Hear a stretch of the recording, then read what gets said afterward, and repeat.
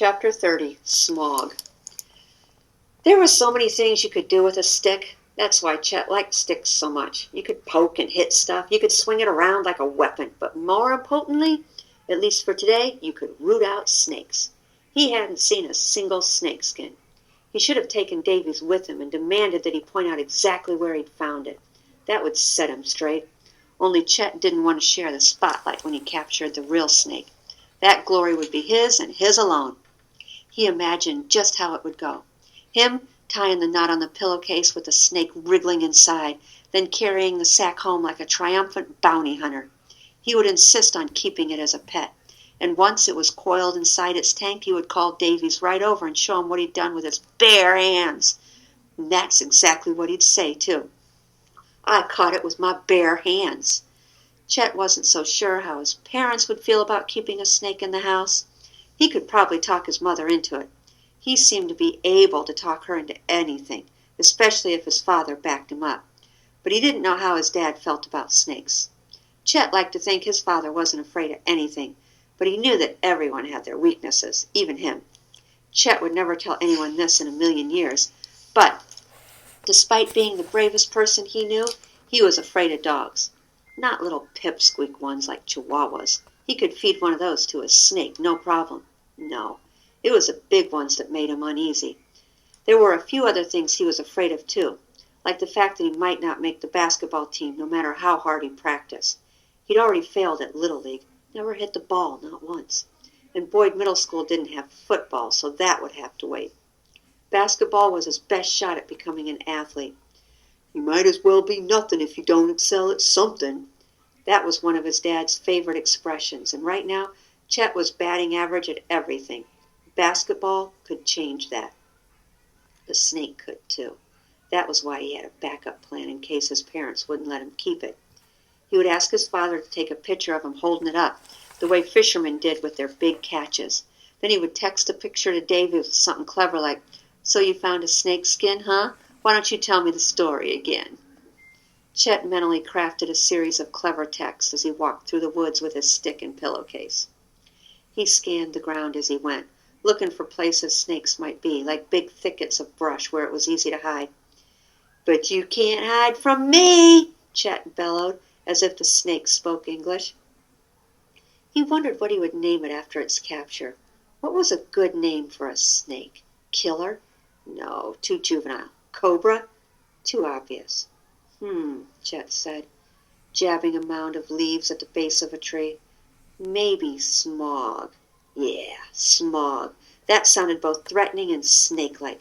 Besides, dragons and snakes were probably related. When nothing slithered out of the leaves, Chet continued walking, yelling, "Smaug! Here, Smaug!" like he was calling a kitty. Each time he saw a pile of leaves and twigs, he jabbed and poked and called out for Smaug. And his heart didn't even pound. He was really made of some tough stuff. And then, swish! There was a rustling in the leaves, similar to what he'd heard when he discovered that girl Valencia. He stopped and looked around. It was hard to tell where the sound was coming from, but he couldn't hear it anymore anyway. He suddenly got the distinct feeling that he was being watched by someone, or something. "Hello?" he said. His voice sounded weak, so he tried to give it more gusto. "Is anyone there?" No answer. What if that deaf girl was hiding in the trees? What if she was putting a hex on him? He waited. When nothing happened, he rolled his eyes and mumbled, "Whatever." He poked the leaves with his stick and heard something, this time from the ground. He paused, poked again. He took a step closer as the toes of his sneakers brushed against the pile of leaves. He definitely heard something move in there. His body rushed with adrenaline. Goosebumps exploded across both arms, even though it was 1,000,000 degrees outside. He tightened his grip on the stick and swept away at the leaves. He hadn't expected to find anything, really. Yeah, he was on a snake hunt, but he'd been at it for hours, and now it had just become something to do. He didn't realize that he no longer expected to find Smaug until he actually found him. The snake immediately lifted its head. It was the width of a garden hose, but not very long. At that moment, Chet realized how little he actually knew about snakes. He knew how he would grab it, by the tail, of course, so he wouldn't have to put his hand near the snake's mouth. but he had no clue whether it was poisonous or not. Could snakes this small be venomous? How was he supposed to know? It probably would have been smart to do some research, but there was no time for that. He couldn't pull out his phone and Google it with Smaug's eyes on him. This was a once-in-a-lifetime opportunity. The snake was exposed, waiting for capture. The time was now. Chet's heart thundered. Adrenaline, Chet mumbled. Not fear, adrenaline. The snake wasn't doing anything, just staring, not hissing. It didn't sway back and forth like a sumo wrestler. It just rested there, head raised, almost like it was waiting to be picked up and petted, almost like it was meant to be his pet, almost like fate. Chet tossed the stick aside and flicked the pillowcase open with one melodramatic motion. He took a big, deep breath and moved closer.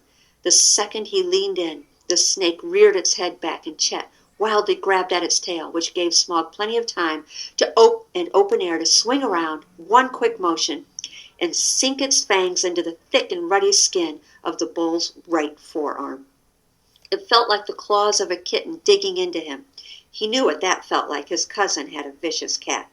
But cats were one thing, and snakes were quite another, so he immediately dropped Smaug and howled, certain he would die in less than 5 minutes. His forearm turned pink right away. His skin burned. He imagined the poison traveling through his veins and attacking his heart. Who would find his body? That deaf girl? That retarded boy? And would they know how he died? If one of them found him, he'd at least like them to know that he died in a life-or-death fight with a vicious reptile. He cradled his arm and stared at it. The pillowcase was crumpled in the leaves like a deflated balloon, and he suddenly realized that he had no idea where Smaug had gone. The snake had vanished. Chet walked about 20 feet from the scene of the attack, searching for it. Then he sat at the base of a sturdy pine tree and waited to die.